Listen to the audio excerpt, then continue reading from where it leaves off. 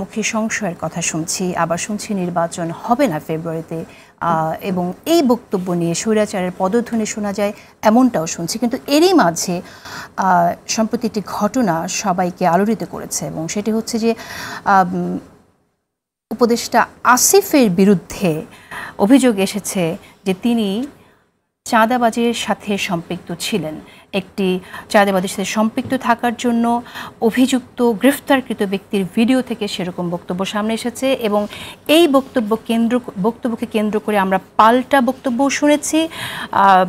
আমরা দেখেছি অপুর স্ত্রী তিনি এসে, জানি আলম অপুর স্ত্রী তিনি এসে অভিযোগ করেছেন যে এটি জোর করে তাকে নিয়ে যে এই ভিডিওটি করা হয়েছে, সেই বক্তব্যটি সামনে এসেছে, এবং সেখানে একজনকে অভিযোগও করা হচ্ছে।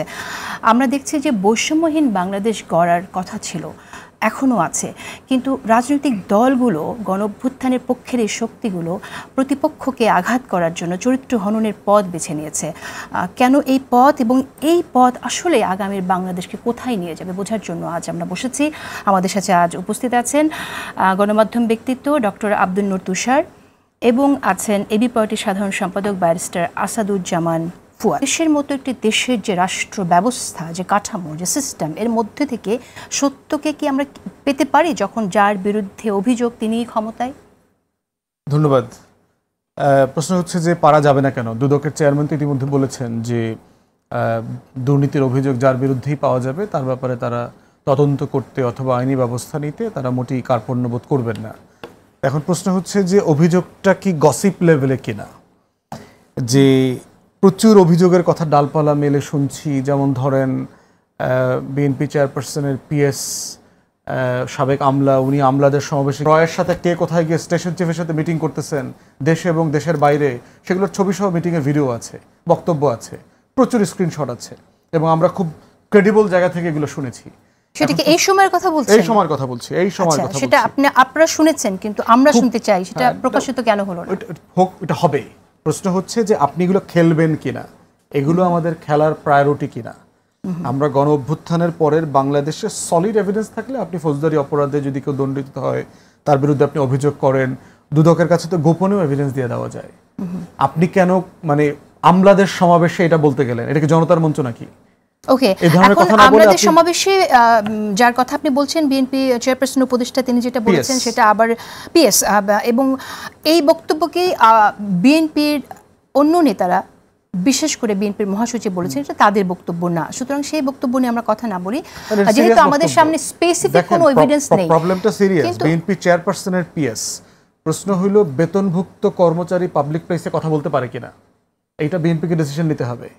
এটা যদি মনে করে থাকেন যে আওয়ামী লীগের হাসিনার পিয়ন ও 400 কোটি টাকা লুটপাট করছে, কিন্তু ও তো আওয়ামী লীগের কেউ না, ও তো দলীয় পদ হোল্ড করে না, মানে এটা বলেই কি আপনি দায় এড়াতে পারবেন? এটা কি সংস্কারের রাজনীতি?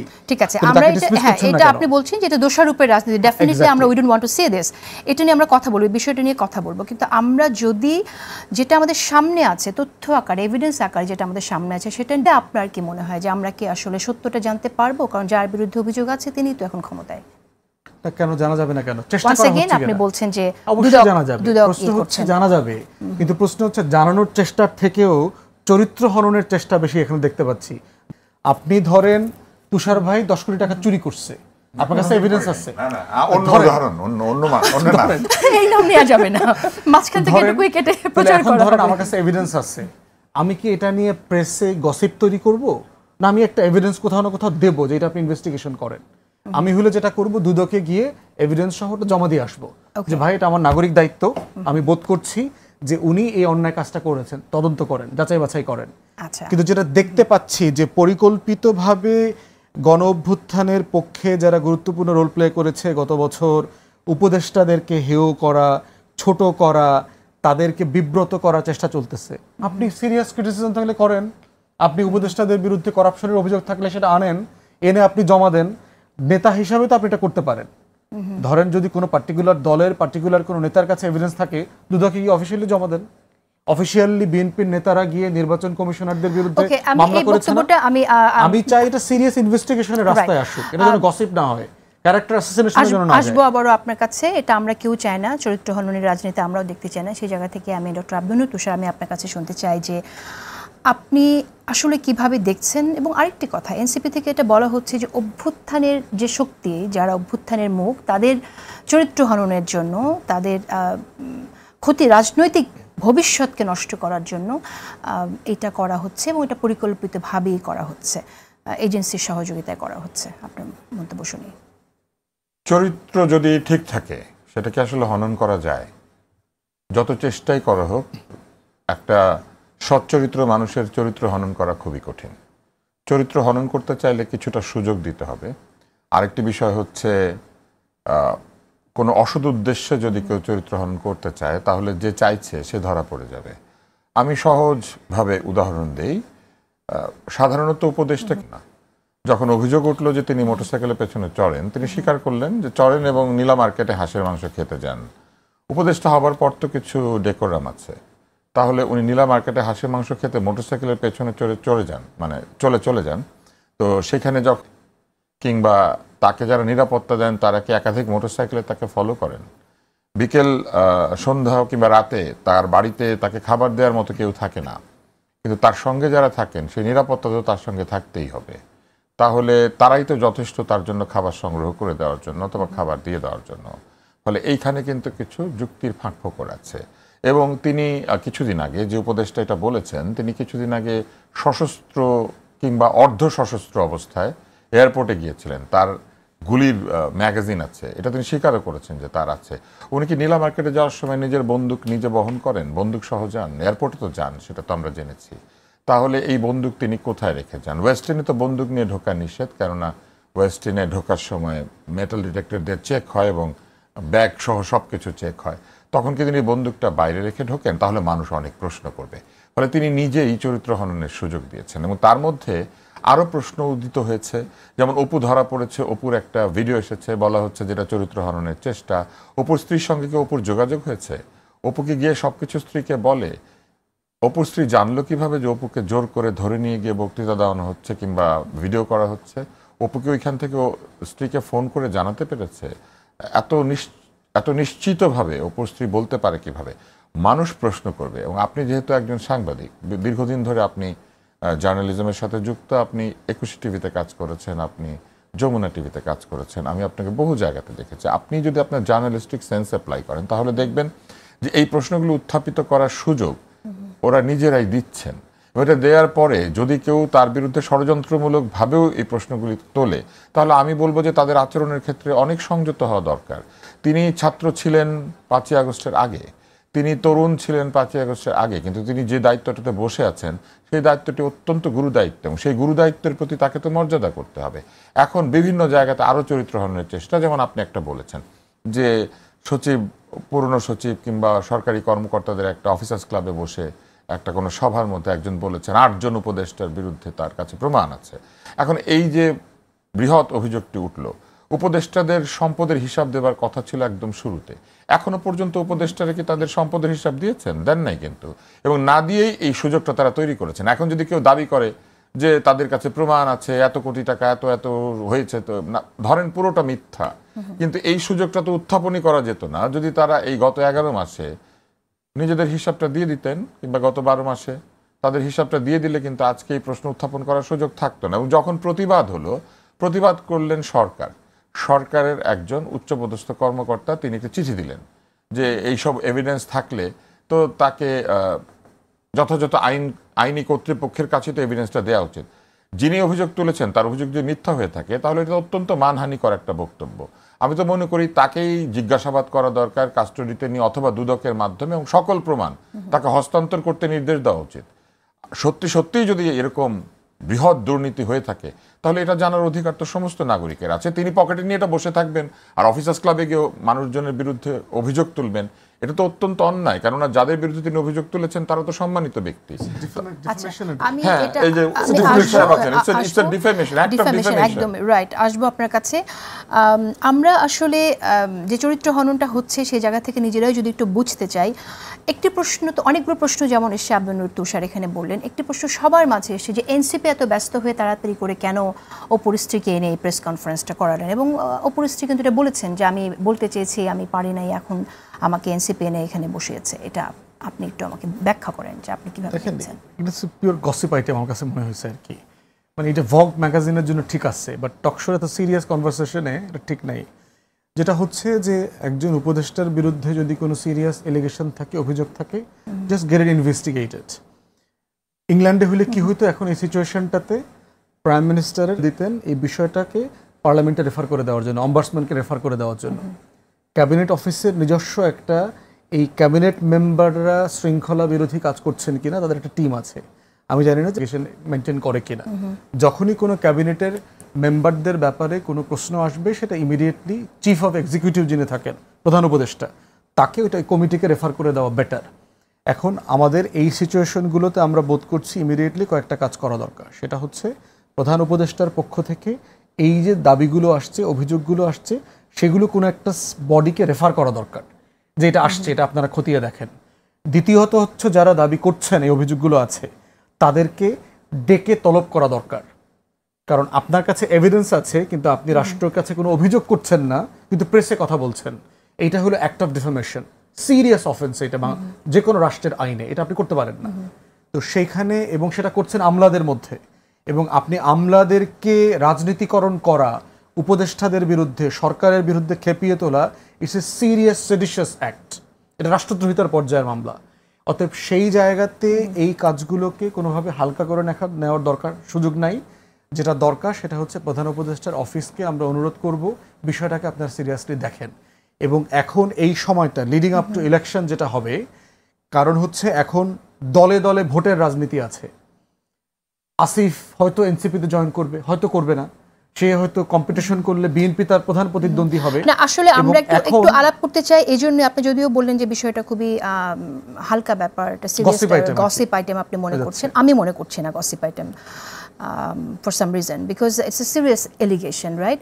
এবং আমাদের এটা আসলেই বোঝা দরকার যে এ ধরনের এলিগেশন যখন আসে, এবং এই এলিগেশনের পরে আমরা দ্রুতই দেখলাম যে এলিগেশনটা করলো তার স্ত্রীকে সামনে আনানো হলো, এবং তার স্ত্রী এসে সেই প্রেস কনফারেন্সে আবার বলছে তিনি চিন্তিত যে এখন তার হাজবেন্ডকে কি করানো হবে, তার কি শাস্তি দেয়া হবে, তার জেল জরিমানা হবে না কি হবে। তার মানে হচ্ছে সে নিজেই শঙ্কিত, সে নিজেই শঙ্কিত। এই যে 10 কোটি টাকা লেনদেনের আলাপ আসছে, মামলা করলো না কেন? এই লোকটা দুদকে কমপ্লেন করলো, প্রসেসটা কি? ধরেন একটা অফেন্স হয়েছে, 10 কোটি টাকার একটা লেনদেন একটা অ্যাডভাইজার করছে, এইটার ক্রিমিনাল প্রসেসটা কি? একটা ফৌজদারি অপরাধ হয়েছে না এখানে? এইটা রাষ্ট্র আকারে ডিল করার পদ্ধতি কি? দুইটা পদ্ধতি, যিনি ভুক্তভোগী তিনি মামলা করবেন, অথবা যিনি ভুক্তভোগী না কিন্তু এটার দুর্নীতি সম্পর্কে ওয়াকিবহাল, উনি দুদকে এটা বলবেন, গিয়ে জানাবেন, তথ্য উপাত্ত ওখানে দেবেন। প্রসেসটা কি? প্রসেসটা কি? জামাইকে আনা, বউকে আনা, এটা হলো গসিপ এলিমেন্ট।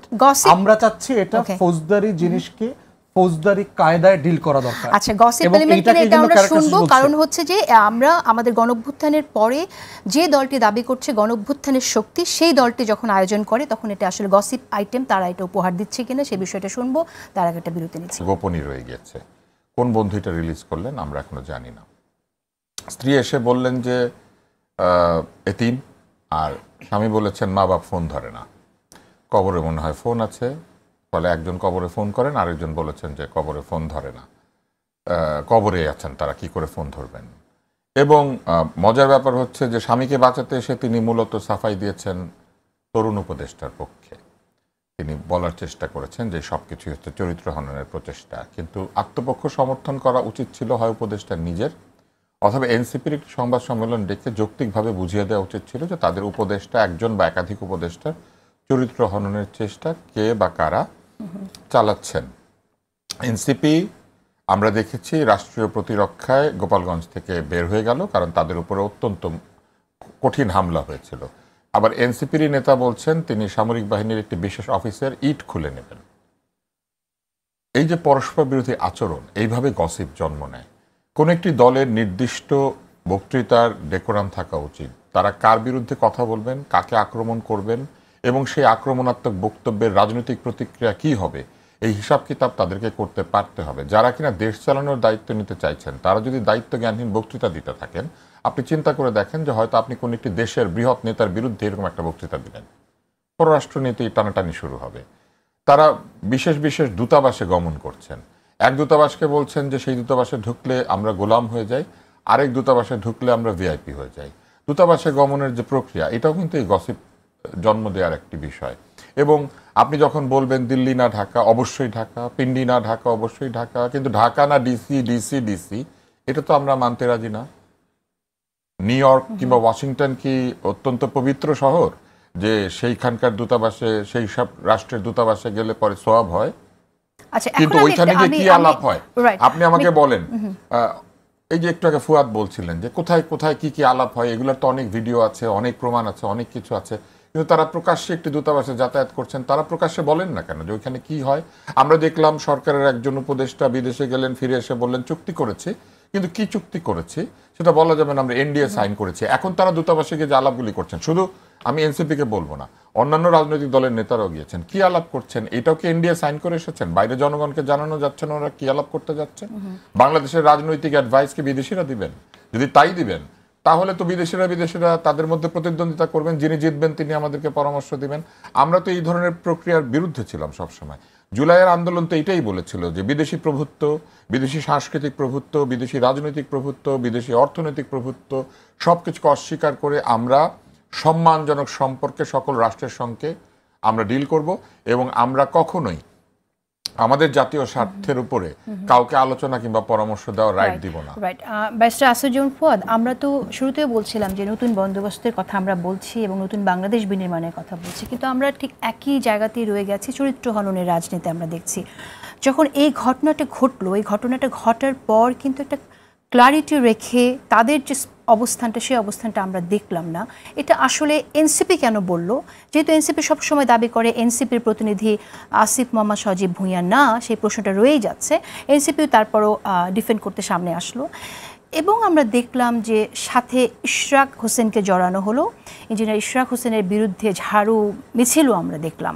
তো এরকম আসলে নিজেদের বিরুদ্ধে কোনো যখন তকমা আসে বা অভিযোগ আসে, তখন সেটা কেন আসছে সেই অনুসন্ধানটা, সেই বিশ্লেষণটা না করে কেন অপরের উপর ঝাঁপিয়ে পড়ার প্রবণতা, এর মধ্যে দিয়ে কি আসলে নিজেকে কালিমামুক্ত রাখা যায় কিনা? এটা আমার মনে হয় যে আমাদের রাজনীতির মানে সীমাবদ্ধতা, এই সীমাবদ্ধতা থেকে আমরা উঠে আসতে পারিনি আর কি। যেভাবে ধরেন বিএনপি চেয়ারপারসনের পিএস ব্যাপারে বিএনপি নেতৃবৃন্দ যে বক্তব্য দিল, ঠিক একইভাবে এনসিপিও আসিফ মাহমুদের ব্যাপারে যে পজিশন নিচ্ছে, এবং এইটা টোটাল কালচারের মধ্যে এটা নাই। একটা জিনিস ভুল করলে দল যে ভুল স্বীকার করে ফেলা, ইয়াস, এইটা তার এখতিয়ার বহির্ভূত কাজ, তার বলা ঠিক হয় নাই, এবং এটার ব্যাপারে আপনি অ্যাকশন নিয়ে নেন যে, এবং এই অ্যাকশনটাকে আপনি পাবলিক করেন। এখন প্রশ্ন হচ্ছে যে এই কালচারকে আপনি গত বছর গণ অভ্যুত্থান হয়েছে বলে আপনি সব কিছু এখন মনে হয়েছে যে গত বছরে আমরা সবাই জমজম কূপের পানি দিয়ে একদম পুত পবিত্র হয়ে গেছি, ফেরেশতা হয়ে গেছি, ব্যাপারটা তো এরকম না। তো সেইখানে আমরা বোধ করছি যে এইটা একটা লম্বা প্রসেস, আলাপ তর্কটা চলা দরকার। প্রত্যেকটা দল ইন্ট্রোস্পেক্টিভলি মানে ভিতর থেকে ক্রিটিক্যাল পর্যালোচনাগুলো আনা দরকার। যেহেতু আমরা সংস্কারের কথা বলছি এবং সংস্কারের কথা বলছি, নতুন বাংলাদেশের কথা বলছি, কিন্তু চরিত্র দেখাচ্ছি পুরাতন আমলের চরিত্র। অতএব সেই জায়গাতে এইটা একটা কালেকটিভ খাইসলত পরিবর্তনের সংস্কৃতি তৈরি করা দরকার আর কি আমাদের। সেই কালেকটিভ স্বভাব পরিবর্তনের যে রাজনীতি, সেটা তো আমরা দেখছি না, উল্টো দেখছি যারা কিনা গার্জিয়ান ইন আ সেন্স, যারা সিনিয়র, যারা একটু গাইড করতে পারে, তারাও তাদেরকে প্রোটেক্ট করছে। যখনই কোনো অভিযোগ আসছে আমরা শুনছি এটা ভারতীয় বয়ান বা এটা গণঅভ্যুত্থানের শক্তিকে ম্লান করার জন্য করা হচ্ছে, কিন্তু আমরা এমনটা শুনছি না যে তাদেরকে নিয়ে একটা বৈঠক করা, তাদের বোঝানো, আমরা কথা বলবো, আমরা জানার চেষ্টা করব। ইমিডিয়েটলি আমরা এইরকম বক্তৃতা শুনি বা কথা শুনি যে এটা ভারতের বয়ান সামনে আসছে। গণঅভ্যুত্থানের প্রাণের ঝুঁকি নিয়ে ঝাঁপিয়ে পড়েছে, তার অর্থ তো এই না যে তার কখনো পদস্খলন হবে না, হতেই পারে, মানুষ তো ফেরেশতা না। সেই আলোচনার জায়গাটা দেখি না, সেটা কেন দেখি না, কেন আপনার তাকে রক্ষা করতেই হবে, আসলে এভাবে রক্ষা করা যায় কিনা, সেই প্রশ্নটা আমি রাখছি আপনার কাছে। আমি পরে আপনার কাছ থেকে উত্তরটা জেনে নিতে পারি। আমি এবার একটু আসি আব্দুল নূর তুষার আপনার কাছে। আমরা দেখছি যে এর আগে 15 বছরে বা প্রায় 16 বছরে রাজনীতি যে জায়গায় চলে গেছে, যেখানে আমরা দেখেছি যে গুম খুন হয়েছে, মানুষ একেবারেই কোনো কথা বলতে পারেনি, নীরব থেকেছে। এখন যখন সামান্য একটি অপরাধ হয় তখন একদম ঝাঁপিয়ে পড়ে তাকে, যে কেউ হোক না কেন, সেটা বিএনপির কোনো অপরাধ হোক বা অন্যান্য দলের এনসিপির কারো অপরাধ হোক, ঝাঁপিয়ে পড়ে তাদের বিরুদ্ধে কথা বলার একটা স্বাধীনতা আমি এনজয় করতে দেখছি, সবাইকে খুবই দেখছি। সেই জায়গা থেকে আমার কাছে মনে হয় যে আমরা কি আসলে দায়িত্বশীল বক্তব্য কি সবসময় পাই কিনা? দায়িত্বশীল বক্তব্য আমরা সবসময় পাই না, সবার কাছ থেকেও পাই না। কেননা বক্তব্য প্রদান করার বিষয়টিও কিন্তু প্রশিক্ষণের বিষয় এবং শেখার বিষয় আছে। সারা পৃথিবীতেই ভালো বক্তা আছেন, খারাপ বক্তা আছেন। এমনকি আমেরিকাতে যখন নির্বাচন হয় কিংবা ব্রিটেনে আপনি দেখবেন যে যারা প্রতিদ্বন্দ্বিতা করেন তাদের মধ্যে কেউ কেউ ভালো বক্তা থাকেন, কেউ কেউ একদমই ভালো বক্তৃতা দিতে পারেন না। বক্তৃতা দেওয়া আসলে একটা শিল্প এবং রাজনীতিবিদরা বক্তৃতা দেওয়া শেখেন এবং তারা মানুষের সঙ্গে কমিউনিকেট করতে পারেন মানুষের ভাষায়, ফলে তাদের কথা মানুষ খুব দ্রুত গ্রহণ করে, মানুষ বুঝতে পারে। আমি লক্ষ্য করেছি যে যারা এইখানে এই নতুন যে বন্দোবস্ত কথা বলেছেন অথবা পুরনো যারা ব্যক্তি ছিলেন, একদিনে তো আর এই জায়গাতে আসে নাই জিনিসটা। আমাদের রাজনীতিতে রাজনীতিবিদদের মধ্যে যে বন্ধুত্বপূর্ণ এবং সৌহার্দ্যপূর্ণ সম্পর্ক, এটি ধ্বংস করে দেওয়ার জন্য একাধিক ফ্যাক্টর কাজ করেছে। একটি হচ্ছে আর্থিক লোভ। যখনই যে ক্ষমতায় গিয়েছেন তারা দেখেছেন ক্ষমতায় গেলে অনেক ধনী হওয়া যায়, অনেক ক্ষমতাবান হওয়া যায়, অনেক কিছু করা যায় যেটা ক্ষমতায় না থাকলে হয় না, এবং পেশা হিসেবে নিয়ে ফেলেছেন। ফলে পেশাগত শত্রুতা থেকে এটা ব্যক্তিগত শত্রুতায় পর্যবসিত হয়েছে। আগে এক দলের রাজনীতিবিদের ছেলে মেয়ের সঙ্গে আরেক দলের রাজনীতিবিদের ছেলে মেয়ের দেখা সাক্ষাৎ হতো, অনেক কিছু হতো, কিন্তু আমরা লক্ষ্য করেছি নিকট অতীতে এগুলি বন্ধ হয়ে গিয়েছে। তারা একজন ক্ষমতায় থাকলে আরেকজন জেলে থাকেন এবং জেলে থাকলে তাদেরকে আগের মতো রাজবন্দির মর্যাদাও দেয় না। কি ধরনের মামলা দেয়? বাসন চুরির মামলা, ঘড়ি চুরির মামলা, কিংবা মির্জা ফখরুল ইসলাম আলমগীরের মতো লোক, তিনি নাকি বাসে আগুন দিতে গিয়েছেন, যেটা ওনার শারীরিক সেই শক্তিই নাই, উনি বাসে আগুন দিবেন কোত্থেকে? হ্যাঁ, জাফরুল্লাহ চৌধুরীর নামে একটা মামলা আছে, চামচ চুরির মামলা, এবং এটা কিন্তু আজকের সংস্কৃতি না। শেখ মুজিবুর রহমানের নামেও এই কাপ চুরির মামলা হয়েছিল, সাবের হোসেন চৌধুরীর নামে ফেরি থেকে তৈজসপত্র চুরির মামলা হয়েছিল। এই যে সংস্কৃতি, কুৎসিত অভদ্র সংস্কৃতি, সেটা বাড়তে বাড়তে এমন একটি জায়গায় এসে এখন পৌঁছেছে যেটি ক্যান্সারে পরিণত হয়েছে। আপনি যদি দীর্ঘদিন এই চর্চা চলতে দেন তাহলে প্রতিনিয়ত এই চর্চা বাড়তে থাকবে, কমবে না।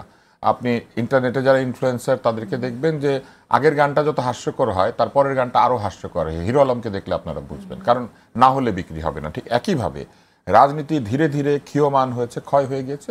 এবং আপনি যে বললেন মুরব্বীদের কি কোনো ভূমিকা নাই, মুরব্বীদের জায়গাই দেয় নাই। নতুন বন্দোবস্তের মধ্যে মুরব্বীদের জায়গা নাই, কারণ তারা বলেছে অতীতের সব কিছু ছুঁড়ে ফেলে দেব, সকলেই বৃদ্ধ, সকলেই মানে ভালো না, ভালো শুধু দু একজন লোক যারা তাদের কথায় মাথা নাড়েন, যারা বলেন এরাই আমার নিয়োগকর্তা, যারা বলেন এরাই ডিজাইনার, যারা বলেন যে এরা যা বলবে সেভাবেই সব কিছু চলবে, যারা তাদের কথায় ওঠেন, তাদের কথায় বসেন। এনসিপি কি কারণে এই উপদেশটাকে প্রোটেক্ট করতে গেল কিংবা উপদেশটাকে ডিফেন্ড করতে গেল? যেখানে তারা বলেছে যে এই সরকারের মধ্যে তাদের নিজেদের কোনো লোক নাই।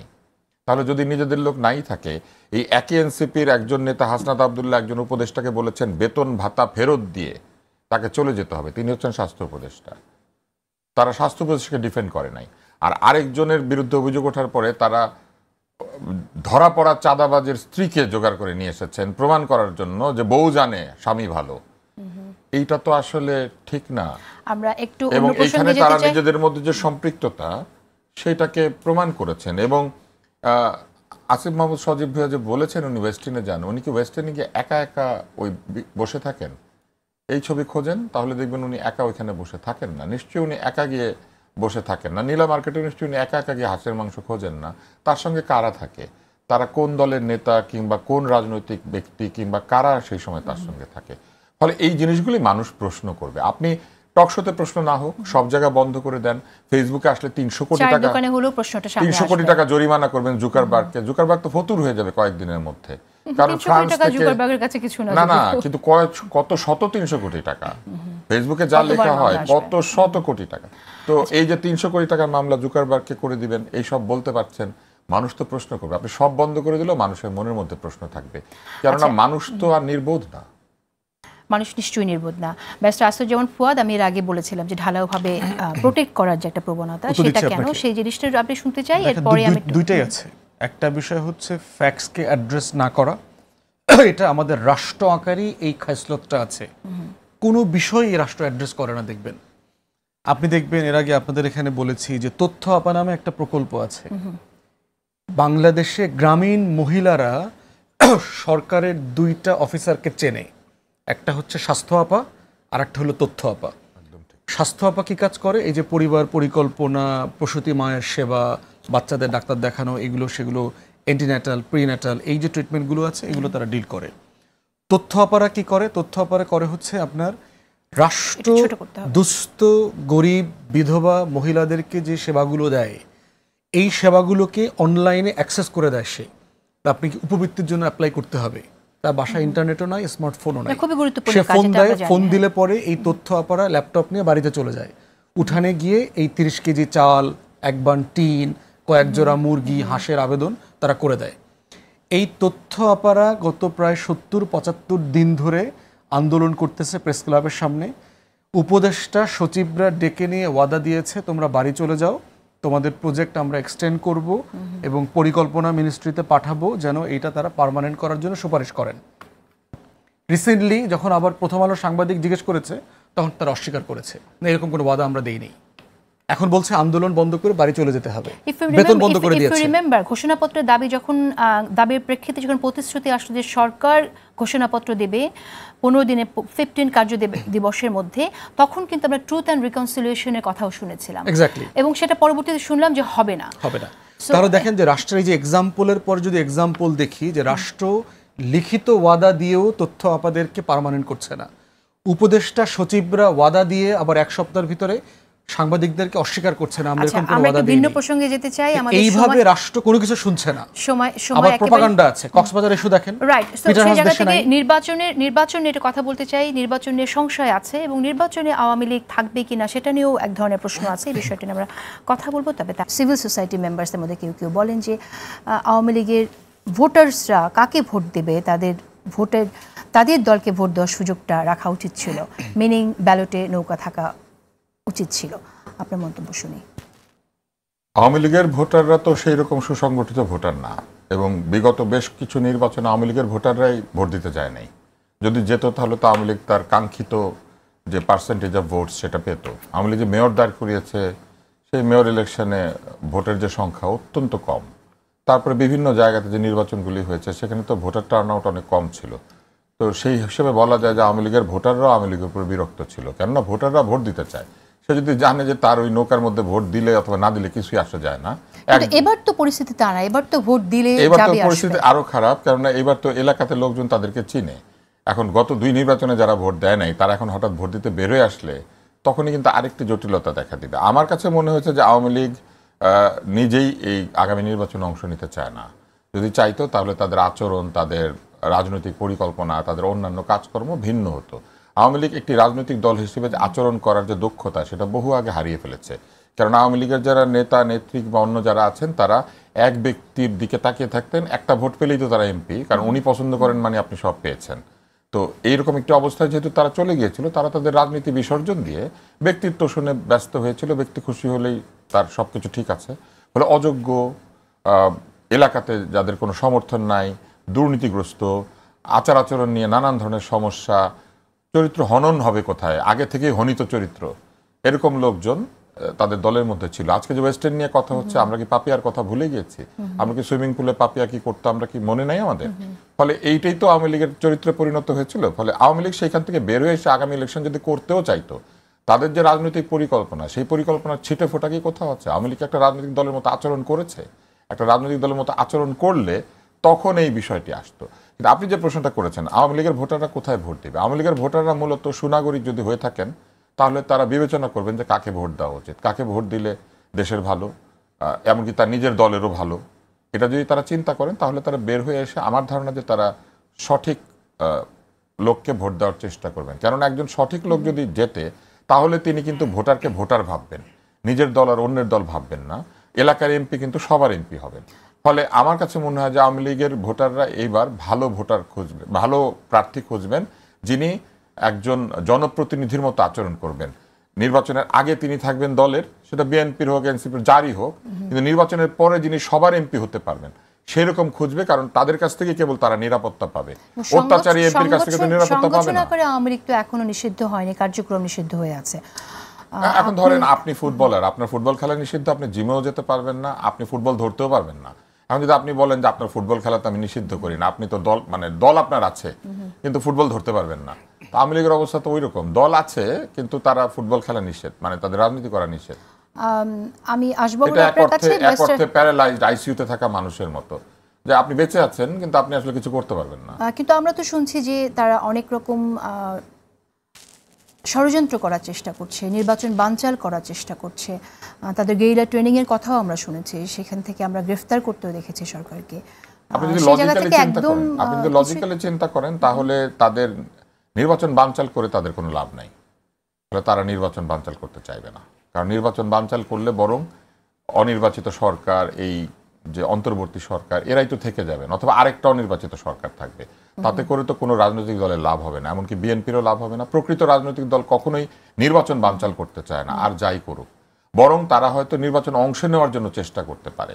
আর আরেকটি বিষয় হচ্ছে যে অন্য যে বিষয়গুলি বলা হয়েছে, এগুলি তো আসলে গোয়েন্দা তথ্য এবং অন্যান্য নানান গুরুত্বপূর্ণ তথ্যের সঙ্গে সম্পৃক্ত। আমরা যতটুকু দেখেছি তাতে এইগুলি নিয়ে অনেক প্রশ্ন করার জায়গা আছে। আমার মনে হয় যে আজকে এখানে না করে আপনি একটা অনুষ্ঠান করতে পারেন, যেখানে আমরা শুধু এই আওয়ামী লীগের গেরিলা ট্রেনিং এইটা নিয়ে আমরা আলাপ করতে পারি। তবে আমি শুধু এতটুকুই বলবো যে নিউ মার্কেট থেকে একই মডেলের, একই ধরনের, একই বাটওয়ালা চাপাতি উদ্ধার খুবই অদ্ভুত। কারণ নিউ মার্কেটে এগুলাই বিক্রি হয়, এগুলো কিচেন অ্যাপ্লায়েন্সেস চায়না থেকে আসে। আপনি এখন দারাজে যান কিংবা আপনি যে কোনো একটা ওয়েবসাইটে যান যেখানে বিক্রি হয়, আপনি দেখবেন এই ডিজাইনের জিনিস হরদম বিক্রি হচ্ছে। এইটা দিয়ে অপরাধীরা অপরাধ করে না, কারণ এটার ওজন নাই। আপনি কি মনে করছেন তাহলে যে আওয়ামী লীগ এরকম কোনো ষড়যন্ত্র করছে না? না, আমি সেটা মনে করছি, এটা বলতে পারবো না।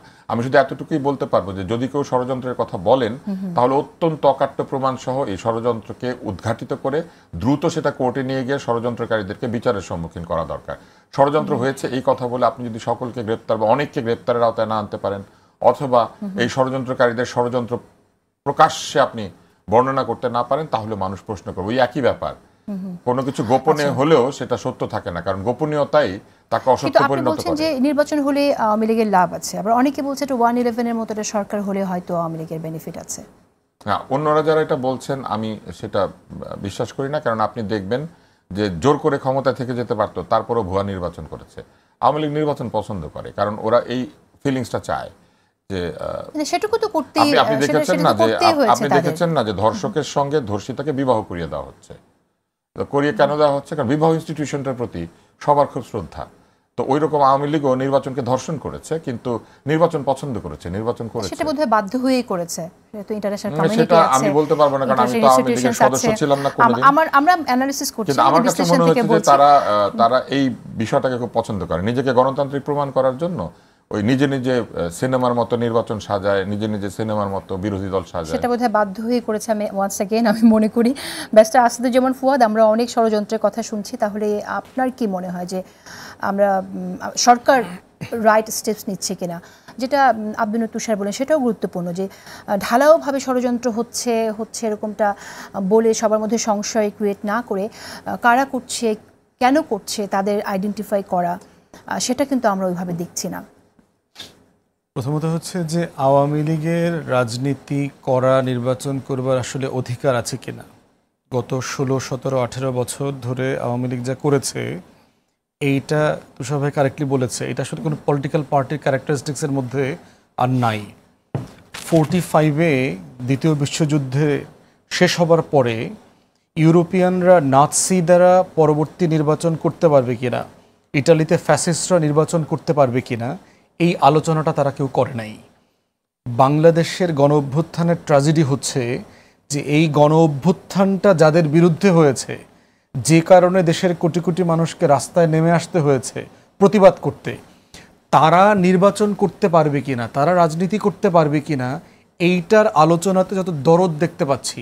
আমাদের সুশীল সমাজ, আমাদের এই দিল্লি এবং কলকাতা পন্থী যে গণমাধ্যমগুলো আছে, ইভেন বাংলাদেশে অবস্থিত বিভিন্ন দূতাবাসগুলোতে ব্যাপক আলোচনা হচ্ছে, এবং আমরাও এই প্রশ্নগুলোর মুখোমুখি হই বিভিন্ন জায়গাতে। তো এইটা হচ্ছে আমাদের গণ অভ্যুত্থানের একটা বড় ট্র্যাজেডি। এবং একই আলোচনা হচ্ছে জাতীয় পার্টির ব্যাপারে, যদি আওয়ামী লীগ করতে না পারে তাহলে যেন অ্যাটলিস্ট জাতীয় পার্টি করতে পারে, জাতীয় পার্টির মাধ্যমে যেন আওয়ামী লীগের নেতাকর্মীরা পুনর্বাসিত হতে পারে। এরশাদের মাধ্যমে যেভাবে আওয়ামী লীগ পুনর্বাসিত হয়েছে 86 সংসদে, এই প্রসেসটাও বিকল্প আকারে আলোচনা হচ্ছে। যেই কারণে আজকে আওয়ামী লীগের রাজনীতি নিবন্ধনকে নিষিদ্ধ করা হয়েছে আপাতত, ঠিক একই কারণগুলো মাত্রা ভেদে জাতীয় পার্টি এবং 14 দলের সবার ক্ষেত্রে প্রযোজ্য। এরশাদ ছাড়া কি 14 নির্বাচনের লেজিটিমেসি থাকতো? প্র্যাকটিক্যালি হইতো? রাতের ভোটের নির্বাচন কি জাতীয় পার্টি এবং অন্যান্য দল অংশগ্রহণ না করলে শুধু আওয়ামী লীগকে দিয়ে করা সম্ভব ছিল? ছিল না তো। অতএব বাংলাদেশের হিস্ট্রিতে আওয়ামী লীগ যেই গণ অভ্যুত্থানের মুখোমুখি হয়েছে এইটা কেউ হয় নাই, কোনো পলিটিক্যাল পার্টি হয় নাই। অতএব তার রাজনীতি এবং নির্বাচন করবার কোনো লেজিটিমেসির আলোচনা হতেই পারে না। প্রশ্ন হচ্ছে এখন তাকে আওয়ামী লীগ কোশ্চেন আমরা ডিল করব কিভাবে? একটা হচ্ছে আওয়ামী লীগ ইটসেলফ, ওকে শেষ করেন আপনি। আর দ্বিতীয়ত হচ্ছে সাধারণ ভোটার যারা অ্যাক্টিভলি আওয়ামী লীগের রাজনীতি করেছে, পদস্থ ছিল, বিভিন্ন পর্যায়ে এই রাষ্ট্রে নির্বাচনী নাটকের মাধ্যমে সে এই রাষ্ট্রের লুটপাট করেছে, এমপি মন্ত্রী হয়েছে গত 3-4টা টার্মে। তারা তাদেরকে আইন করে যে কোনো একটা প্রসেসের মধ্যে এনে তাদেরকে আওয়ামিফিকেশন করা দরকার, তাদেরকে ট্রিটমেন্ট করা দরকার। এরা সুস্থ মানুষ না। আওয়ামী লীগ করছে, দেশটা বেঁচে দিয়েছে অন্য দেশের কাছে, এরা সুস্থ মানুষ না। আর সাধারণ আওয়ামী লীগ যারা ভোটার, এদের জন্য হলো তওবা কমিশন করা দরকার। এরা গিয়ে হেফাজতের হুজুরদের সামনে গিয়ে ইস্তেগফার করবে, তওবা করবে এবং কি কি ভুল করছে করে তাদেরকে মাফ করে দেওয়া। কমিশন হলে চলবে না, মানে ধরেন আমাদের ভাষায় বলি আমরা, ধরেন মানে আমরা মেঠো রাজনীতি করি, চরের ভাষায় কথা বলি। চরমোনায়ের সামনে তওবা করা যাবে না, শুধু হেফাজতের সামনে করতে হবে। হেফাজতের আলেম ওলামায়ে কেরামদের সামনে গিয়ে এটা সব দল তো, এই জন্য বলতেছি, তো তাদের কাছে গিয়ে তওবা করবে। তো একটা হলো ফৌজদারি অপরাধ, আর একটা হচ্ছে একটা রাজনৈতিক ফ্যাসিবাদের সমর্থক হওয়ার যে অপরাধ, এটা ফৌজদারি অপরাধ, ইটস এ পলিটিক্যাল ক্রাইম। তো পলিটিক্যাল ক্রাইমকে পলিটিক্যালি ডিল করতে হবে। আর আওয়ামী এন্টিটিটা হচ্ছে একটা ক্রিমিনাল সিন্ডিকেট, একটা জেনোসাইডাল সিন্ডিকেট। অতএব তাদের কোনোভাবেই রাজনীতি নির্বাচন করবার অধিকারের আলোচনা হইতে পারে না।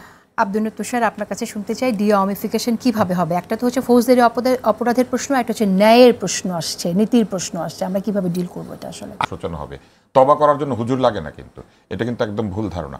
তওবা যে কোনো মুসলিম আল্লাহর কাছে করতে পারেন, মাফ চাইতে পারেন। আল্লাহর কাছে মাফ চাওয়ার জন্য মাঝখানে কাউকে লাগে না, এটা অন্য ধর্মে লাগে, কনফেশন লাগে, তারপরে নানান ধরনের ব্যাপার। কি মনে হয় যে কেউ কেউ এরকম মাপ চাইছে একা একা? আমি জানি না, চাইতে পারেন না, আমরা তো জানি না, আমরা তো কোটি কোটি মানুষকে চিনি না। কিন্তু এই যে ভোটারদের মন যদি পরিবর্তন না হয়, ভোটারদের মধ্যে থেকে যদি এই সমর্থন চলে না যাওয়া, যেমন বাংলাদেশ তো মুসলিম লিগিফিকেশন হয়েছে, তাই না? মুসলিম লীগ তো নাই, এটা কিভাবে হয়েছে?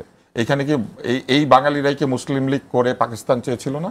কিন্তু তারা তো অতি দ্রুত স্বপ্নভঙ্গ হয়ে এটা হয় নাই, এবং নামের শেষে লীগ থাকার পরেও আওয়ামী লীগ জনপ্রিয় হয়েছে। এর কারণ কি?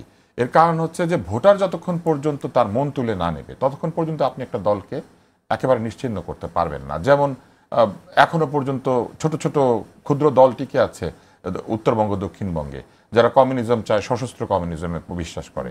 যতক্ষণ পর্যন্ত মানুষের মন থেকে আপনি এই ভালোবাসে, নিজেকে ভালোবাসে, যদি সে বোঝে যে কোনো দল তার সেই স্বার্থ দেখে না, তখন সে এই দলের পেছনে যায় না। মানুষ কি দলকে ভালোবেসে দল করে? মোটেও না। দল বৃহত্তর সব ছবি ভালো, কিংবা শাহরুখ খানের সবচেয়ে ভালোবাসে, এই জন্য সে বিশ্বাস করে যে এরা ছবিতে থাকলেই ছবি ভালো হয় না। কিন্তু বিশ্বাস করা ভালো, কিন্তু আবার বিশ্বাস করা খারাপ। বিশ্বাস থেকেই আমাদের বিশ্বাসের মর্যাদা রাখবে। আপনি বিশ্বাস করেন যে এটা সবসময় ভালো, অন্ধবিশ্বাস। জেসিন, আমি আপনাকে বলি যে বিশ্বাস সবসময় ভালো। যে বিশ্বাস করে সে সৎ, এই জন্য সে বিশ্বাস করে। যে বিশ্বাসের অমর্যাদা করে, যে বিশ্বাস ভঙ্গ করে, পাপ হচ্ছে তার, অন্যায় হচ্ছে তার। বলে আমি যদি কাউকে বিশ্বাস করি, এটা আমার দুর্বলতা না, এটা আমার সততা। কিন্তু আপনি যদি আমার সঙ্গে প্রতিশ্রুতি ভঙ্গ করেন, অসৎ কাজ করেন, তাহলে এটা আপনার সমস্যা। যেমন এই তথ্য আপা, স্বাস্থ্য আপা, পল্লী বিদ্যুৎ, চাকরির বয়স নিয়ে আন্দোলন হচ্ছে। এনসিপি তার এই যে উপদেষ্টা তাদের সঙ্গে রাজনৈতিকভাবে সম্পৃক্ত না, তাকে রক্ষা করার জন্য সংবাদ সম্মেলন করে।